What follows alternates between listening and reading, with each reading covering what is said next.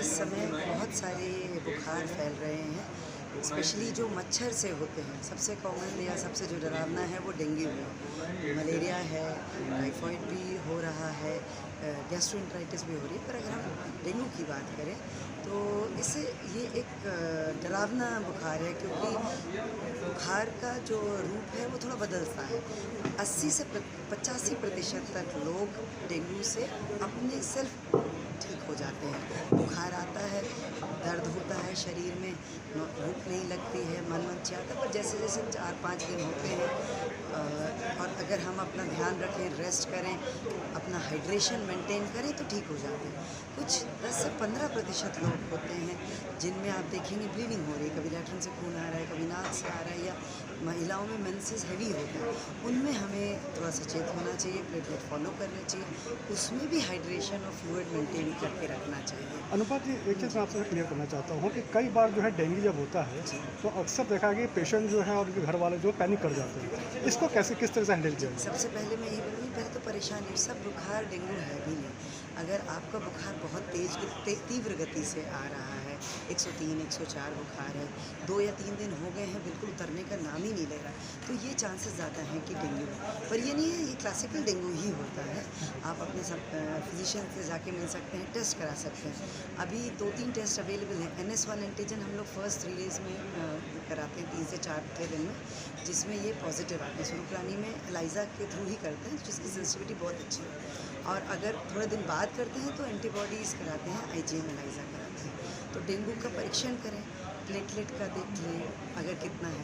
Panic नहीं करना है, जैसे कि बताया, ORS है, इलेक्ट्रॉल है, नींबू पानी है, दाल का पानी है, सब्जियों का रस है, सूप है, इससे हाइड्रेशन मेंटेन रखें, क्योंकि ये हीमो कंसंट्रेशन की बीमारी है।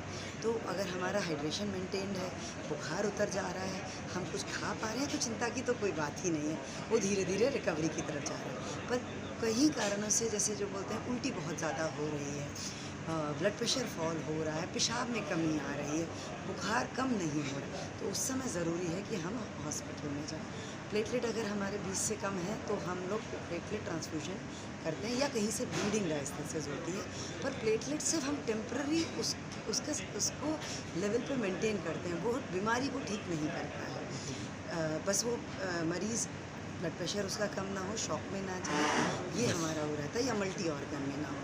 तो हॉस्पिटलाइजेशन उन्हीं मरीज़ों को है जिनको कोमोबिडिटीज़ हैं, जिनको खाते नहीं बन रहा है, लिवर एंजाइम्स काफ़ी डिरेंज्ड है, आउटपुट में कमी हो रही है, या बहुत एल्डरली हैं या बच्चे हैं, उनको ऑब्जर्वेशन में रख सकते हैं कि वो कॉम्प्लिकेशन की तरफ।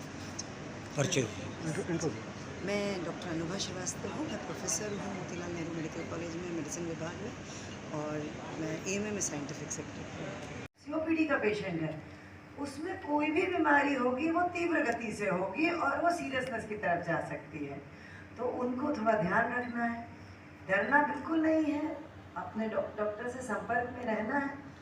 10 दिन का एक पीरियड होता है जिसे हमें निकालना रहता है, और ये प्लेटलेट की बीमारी नहीं है, तो प्लेटलेट के लिए परेशान ना हो, क्योंकि पैनिक बहुत हो जाता है। 25,000 है, 20 के नीचे यूजली कोई भी सोसाइटी कहती नहीं है एसिम्प्टोमेटिक मरीज में प्लेटलेट चढ़ाने के लिए। ये एक सिस्टमिक डिजीज़ है।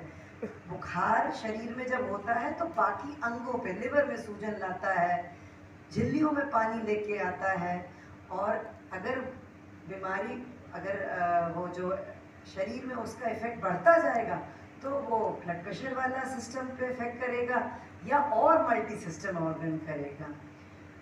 कोई दवाई नहीं है, तो सबसे ज़्यादा जोर बचाव में ही देना चाहिए और एजुकेशन पे देना चाहिए। आप लोग सर से और जितने भी क्वेश्चन पूछना चाहे पूछ सकते हैं, सर का जो एक्सपीरियंस है वो बिल्कुल काम आना चाहिए। किसको साफ पानी, जैसे कि कूलर पानी, फ्रिज के आसपास पानी, फटे हुए टायर घर में रखे रहते हैं, पुराने बर्तन रखे रहते हैं, गमले रखे रहते हैं, जो आसपास नालियों में पानी जमा हो जाता है, उसकी वजह से ये मच्छर पनपते हैं। और मच्छर का जो ब्रीडिंग सीजन होता है वो अगस्त से लेकर के नवंबर तक होता है, और इसी समय में ये बीमारी तेजी से फैलती है। और डेंगू वायरस कि 4 सब टाइप्स होते हैं, 4 सीरोटाइप्स होते हैं, जैसे हम लोग कोरोना में पढ़ते थे, कई वेरिएंट होते हैं और उन सभी से डेंगू हो सकता है। सिम्टम्स लगभग सबके समान होते हैं और एक टाइप का अगर डेंगू हो गया तो उसके प्रति लॉन्ग टाइम तक या लाइफ टाइम तक के लिए जो है इम्यूनिटी डेवलप हो जाती है, परंतु दूसरे टाइप का